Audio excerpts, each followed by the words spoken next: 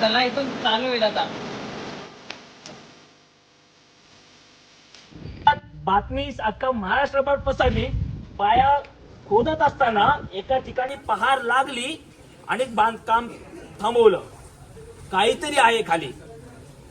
पुरातत्व खात्याच्या अधिकाऱ्यांना बोलावण्यात आलं. पुरातत्व खात्याचे अधिकारी त्या खड्ड्यात उतरले आणि आतमध्ये माती बाजूला हाताने बाजूला केली. आतमध्ये पाहतो तर काय 4 सी टाईपच्या आकाराचे दगड आणि मध्ये जस्ताची पेटी मिळाली. काय मिळाली? जस्ताची पेटी मिळाली.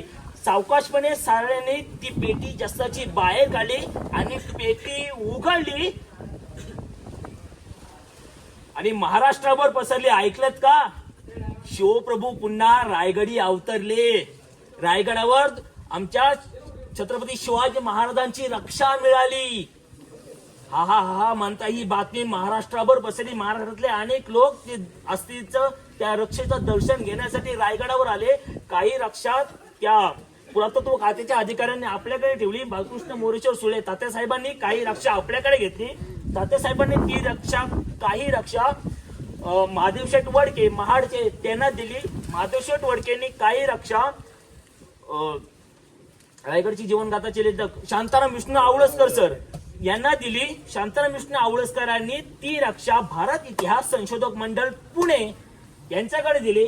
आता ती रक्षा भारतीय संशोधक मंडळ पुणे यांच्याकडे एका चांदीच्या डबीमध्ये काचेच्या पेटीमध्ये आहे. त्यांनी ती एका बँकेमध्ये सेफ लॉकरला ठेवलेली आहे. ही परवाच्या गोष्टीची घटना नवीन समजली. आता कुठे आहे? मंडळात नाहीये. ती कुठे आहे? कोणाची रक्षा? त्यातला काही अंश दत्ता बाळ नाव यांना कोल्हापूरमध्ये त्यांना देण्यात आला. त्यांनी 1975च्या आसपास महाराजांच्या अस्थीचं प्रदर्शन त्या रक्षेचं प्रदर्शन सुद्धा लावलं होतं.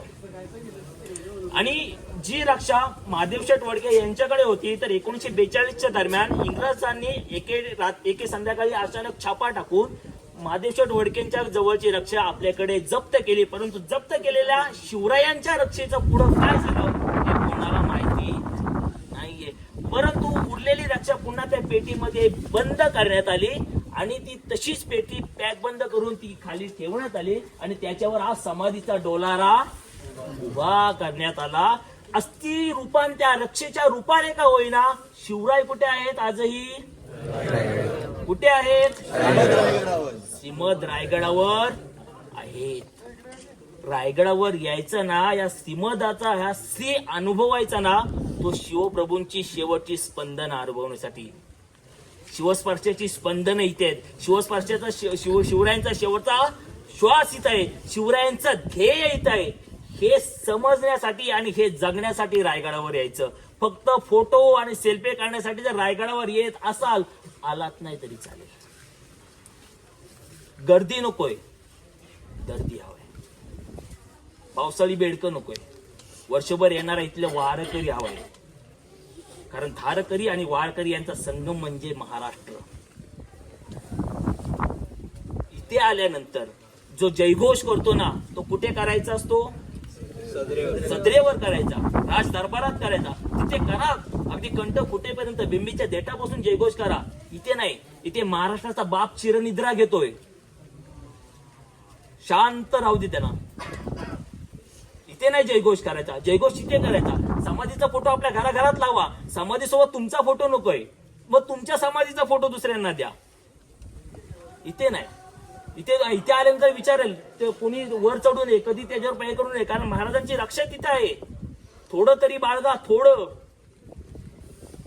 बाळगा. आणि हे मी तुम्हाला सांगतोय, तुम्ही माझी आहात. हे पुढच्या पिढीकडे प्रवाहित झालं पाहिजे. इथे आल्यानंतर दात काढू नये, किती इथे हसू नये. इथं आल्यानंतर शिवरायांची 35 वर्षाची कारकीर्द अनुभवायची किंवा 50 वर्षाचं आयुष्य अनुभवायचं. त्या जाणत्या राजासोबत आपल्या सुखदुःखाची सांगड त्या जाणत्या राजाच्या कार्यासोबत घालायची. त्यातून मार्ग शोधायचे आणि आपल्या डोळ्यातील काही अश्रू पुष्पांजली म्हणून या भूमीवर वाहायचे. ही आदरांजली ठरेल जाणत्या राजाला. रायगडावर यायचं ना, यासाठी निघाले पिकनिक. चला, रायगडावर येण्याची गरज नाही. इथून घरी जाल, शेजारी पाजारी विचारतील, आलास रायगडावरून, एवढ्या पावसात काय? त्यांना सांगा रायगडावर डोळे दिपतील असं काही नाहीये, पण अंतःकरण दिपून जाईल ना ते रायगडावर आहे. अंतःकरण दिपून जाईल ना ते रायगडावर आहे. त्यांना सांगा कसं जगावं आणि कसं मरावं याचा महामंत्र दुर्गदुर्गम दुर्गेश्वर श्रीमद श्री रायगडावर आहे. त्यांना सांगा रायगडावर माझे शिवप्रभू आजही अस्थिच्या रूपाने का होईना, त्या रक्षेच्या रूपाने का होईना, शिवप्रभूंचा शेवटचा श्वास आजही रायगडावर यायचं ना. तो श्वास तो ध्यास उरात साठवण्यासाठी. नंतर 10 वेळा आलेत काय आणि 10 वेळा गेलेत काय, रायगड कधी नाही. ज्यावेळी सगळं संपलंय असं वाटतंय ना त्यावेळी या कधीतरी एकटे या प्रांगणात एकटा बसा, डोळे भरून त्या समाधीकडे पहा, महाराजांचा शेवटचा श्वास आठवा. ते आठवा ना ते महाराजांचं आलेलं शरण आणि मग त्या चित्ता गीत रचले आणि छोटा राजाराम चितेला अग्नी देतोय तर सारा प्रसंग आठवा. डोळ्यातून अश्रूचे थेंब आल्याशिवाय राहणार नाहीत जर शिवराय तुमच्या उरात जिवंत असले तर. कारण इतिहासामध्ये कोळसा सुद्धा आहे आणि चंदन सुद्धा आहे. काय उगळायचं हे आपण ठरवायचं. आणि हे सगळं हे रायगडाचं श्रीमद रायगडाचं देणं तुम्ही तुमच्याकडे ठेवू नका. तुमच्या पुढच्या पिढीला प्रवाहित करा. गरज ती आहे देव देश आणि धर्मासाठी. शेवटचं एक सेशन पुन्हा होईल. या रायगडात जाता जाता या श्रीमद रायगडाला काहीतरी वचन देऊन जायचं आहे.